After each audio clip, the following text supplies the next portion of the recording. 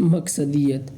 Japan نے 1931 میں چین کے شمال مشرقی حصہ منچوریا پر قبضہ کر لیا اور وہاں اپنی پسند کی حکومت قائم کر دی۔ اس کے بعد چین اور جاپان کے تعلقات خراب ہو گئے۔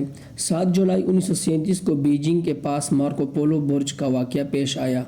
اس واقعے نے دبے ہوئے جذبات کو بھڑکا دیا اور دونوں ملکوں کے درمیان فوجی ٹکراؤ شروع ہو گیا، جو بالآخر دوسری جنگ عظیم تک جا پہنچا۔ اس وقت سے چین اور جاپان کے درمیان نفرت اور کشیدگی پائی جاتی تھی۔ چند سال پہلے جاپان اور چین کے درمیان ایک معاہدہ ہوا۔ اس کے مطابق جاپان کو چین میں ایک سٹیل مل قائم کرنا تھی، مگر معاہدے کی تکمیل کے بعد چینی حکومت نے اچانک اس کو منسوخ کر دیا۔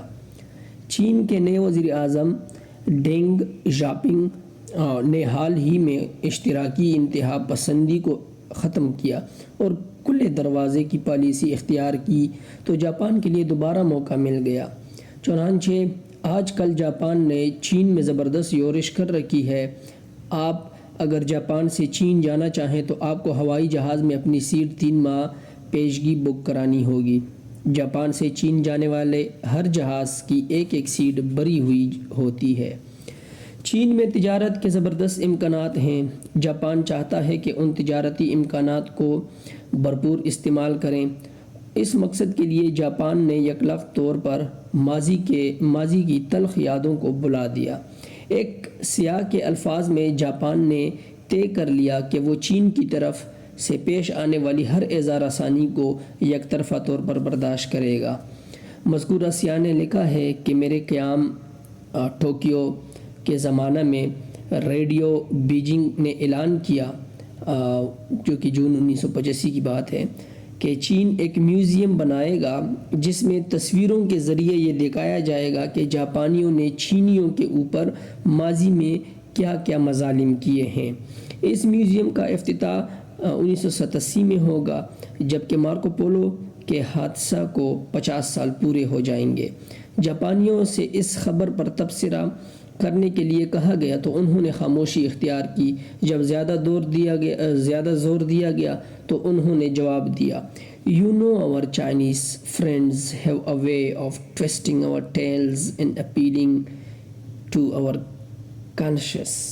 آپ جانتے ہیں کہ یہ ہمارے چینی دوستوں کا مہمیز لگانے کا طریقہ ہے، وہ ہمارے ضمیر کو متوجہ کر رہے ہیں۔ جاپان کے سامنے ایک مقصد تھا، یعنی اپنی تجارت کو فروغ دینا۔ اس مقصد نے جاپان کے اندر کردار پیدا کیا۔ اس کے مقصد نے اس کو حکومت برداشت، اعراض کرنا اور صرف بقدر ضرورت بولنا سکھایا۔ اس کے مقصد نے اس کو بتایا کہ کس طرح وہ ماضی کو بھلا دے اور تمام جھگڑوں اور شکایتوں کو یک طرفہ طور پر دفن کر دے تاکہ اس کے لیے مقصد تک پہنچنے کی راہ ہموار ہو سکے۔ بامقصد گروہ کی نفسیات ہمیشہ یہی ہوتی ہے، خواہ اس کے سامنے تجارتی مقصد ہو یا کوئی دوسرا مقصد، اور جب کوئی گروہ یہ صفات کھو دے تو یہ اس بات کی علامت ہوتی ہے کہ اس گروہ نے مقصدیت کھو دی ہے۔ اس کے سامنے چونکہ کوئی مقصد نہیں، اس لیے اس کے افراد کا کوئی کردار بھی نہیں ہوتا۔ موجودہ زمانے میں ہماری قوم کی سب سے بڑی کمزوری اس کی بے کرداری ہے۔ جس میدان میں بھی تجربہ کیجیے، آپ فوراً دیکھیں گے کہ لوگوں نے اپنا کردار کھو دیا ہے۔ ان کے اوپر کسی ٹھوس منصوبے کی بنیاد نہیں رکھی جاتی۔ جہاں بھی انہیں استعمال کیا جائے وہ دیوار کی کچی اینٹ ثابت ہوتے ہیں، وہ دیوار کی پختہ ہونے کا ثبوت نہیں دیتے۔ اس کمزوری کی اصل وجہ یہ ہے کہ آج ہماری قوم نے مقصد کا شعور کھو دیا ہے۔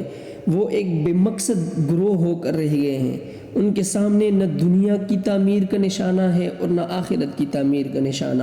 یہی ان کی اصل کمزوری ہے۔ اگر لوگوں میں دوبارہ مقصد کا شعور زندہ کر دیا جائے تو دوبارہ وہ ایک جاندار قوم نظر آئیں گے۔ وہ دوبارہ ایک باکردار گروہ بن جائیں گے، جس طرح وہ اس سے پہلے ایک باکردار گروہ بنے ہوئے تھے۔ قوم کے افراد کے اندر مقصد کا شعور پیدا کرنا ان کے اندر سب کچھ پیدا کرنا ہے۔ مقصد آدمی کی چھپی ہوئی قوتوں کو جگا دیتا ہے اور اس کو نیا انسان بنا دیتا ہے۔